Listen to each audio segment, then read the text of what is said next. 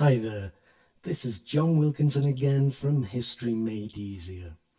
And this presentation takes a look at the other peace treaties that resulted from the Paris Peace Conference. It may seem a nightmare that you have to deal with the other peace treaties as well as the Treaty of Versailles, but to ease things for you, there are 6 common themes that can be seen in all the treaties, including the Treaty of Versailles. They were all diktats, and all the defeated powers were found guilty of starting or prolonging the war. But you might want to think about whether you feel they were all as guilty as each other. Was Bulgaria or Turkey as guilty or responsible as Austria-Hungary or Germany? And even if you look at Austria-Hungary, was Hungary as guilty as Austria? They all suffered a loss of territory, and you might want to think about the degree to which self-determination seemed to be ignored. They were all obliged to pay reparations, and here you might want to think about just how little was actually paid in reparations. What does this say about the viability of expecting countries to pay? And so were the treaties wise? And as for military restrictions, as with Germany, how could these countries be expected to defend themselves? And as you will be aware, all the defeated countries were put on probation before they would be admitted to the League of Nations. Now you might want to think about which country received the harshest terms, including Germany. All of these questions I present on this slide can help make your answers to potential exam questions stand out. They also make history more interesting, I think, so they're worth considering. The defeated powers were certainly affected. Economically, with lost territory, which meant in some cases a loss of access to the sea. They were affected socially, with people facing uncertain futures, except that hardship seemed to be their immediate lot, as well as those finding themselves on the wrong side of border changes. Whilst politically, with governments humiliated, they were politically weakened. Germany and Turkey seem obvious examples here. With regard to reparations, as I've said, that every nation found it difficult to pay them, impossible in some cases, it suggests that they were set far too high. And with regard to territorial changes, even the countries that benefited from them still faced problems. The redrawing of the map of Europe was no simple thing. New states were created, notably Czechoslovakia and Yugoslavia, and an old one resurrected, Poland.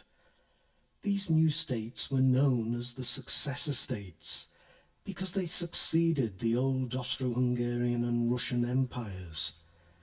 But for the new states to survive, they needed to be economically viable, able to provide for their people, grow food, make things and trade.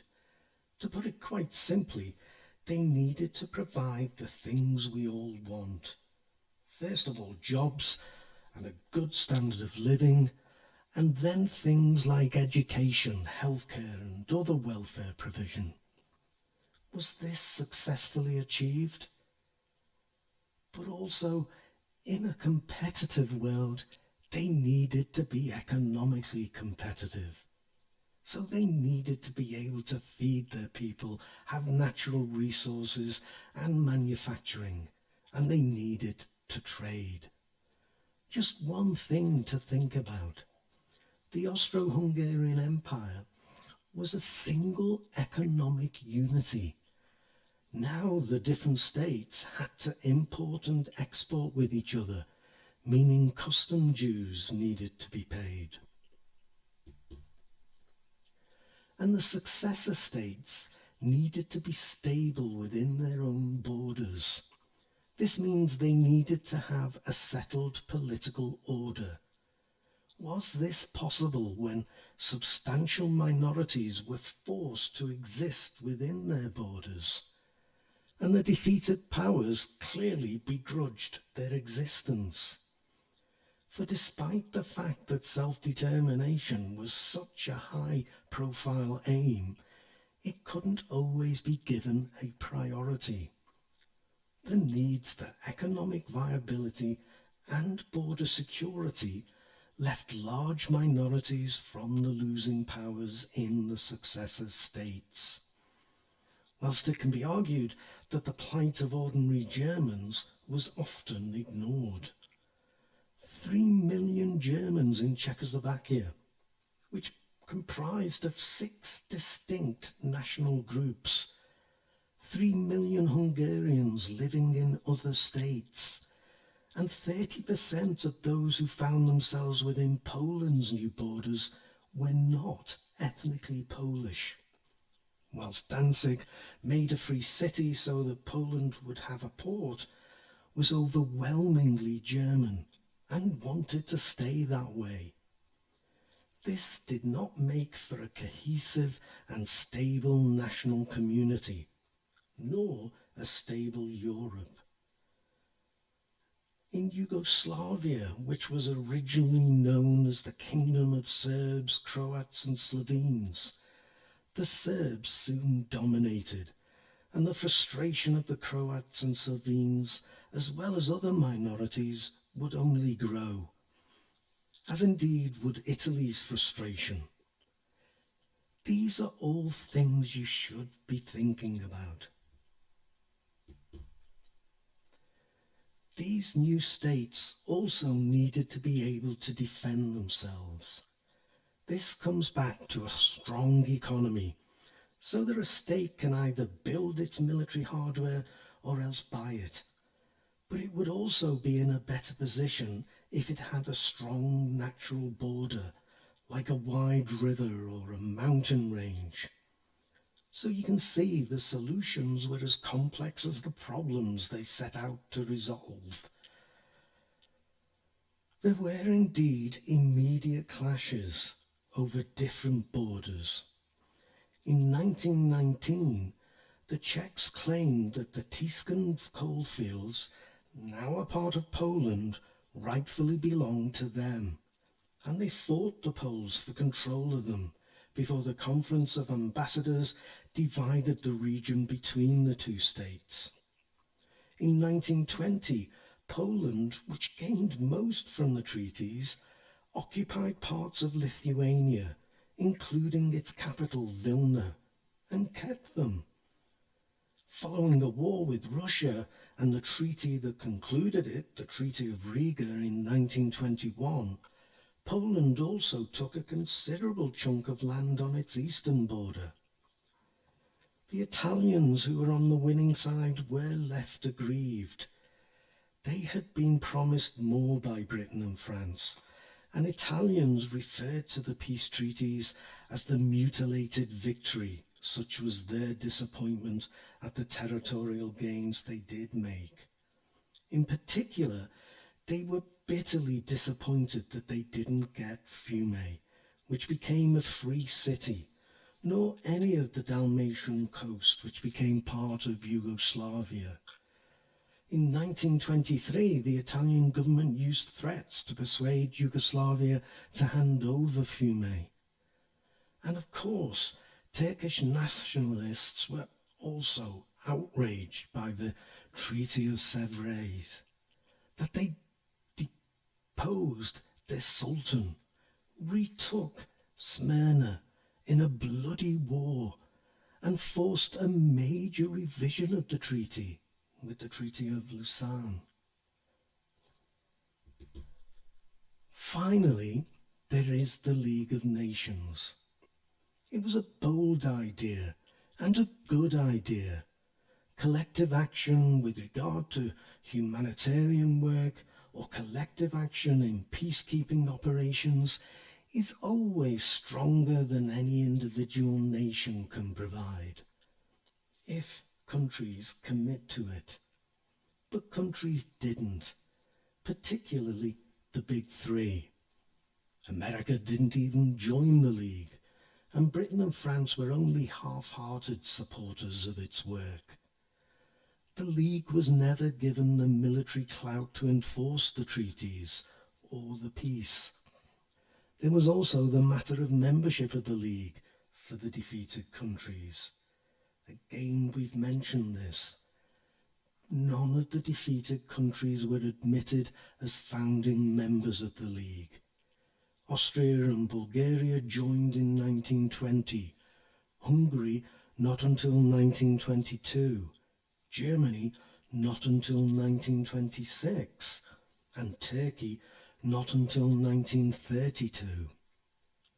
Russia, because it had become a communist state and had signed a peace treaty of its own with Germany, was not invited to the peace conference nor to join the League, and didn't do so until 1934. And with all this in mind, it's worth noting that whilst Austria had joined with Germany, though it wasn't allowed to by the Treaty of Versailles, and Russia and Italy, of the mutilated victory, had allied with Germany before World War II, Hungary allied with the Axis powers in 1940 and joined in the invasion of Russia in 1941, and Bulgaria allied with them in 1941. There were other factors involved, but grievances with the peace treaties were nevertheless a big factor. Turkey, by the way, remained neutral during World War II until near the war's end, when it joined with the Allies. The sense of continued insecurity is evident in the way the successor states and France entered into a series of alliances, the lessons of World War I clearly not learned. In 1921, Poland and France agreed to protect each other if attacked by Germany. The next year, Czechoslovakia, Romania and Yugoslavia formed an alliance in order to discourage Hungary from trying to regain lost territory. And in 1924, France and Czechoslovakia allied in order to protect each other from Germany. And by the way, the cartoon on this slide sets out to illustrate why the League of Nations failed.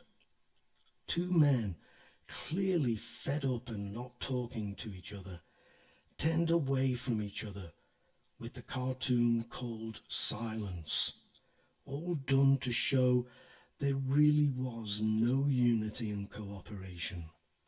Whilst in the background we see a battlefield with artillery and a tank.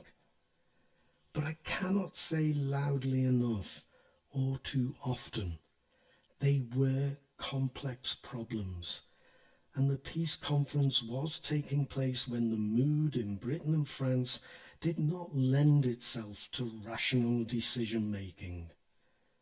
The treaties also needed to be completed with reasonable speed. The Austro-Hungarian Empire was breaking up no matter what was decided in Paris. But decisions made in Paris might allow for an orderly breakup. But whatever, that's my presentation on the other treaties. As always, I do thank you for listening, and I'll remind you to check out my History Made Easier website too. But for now, cheers.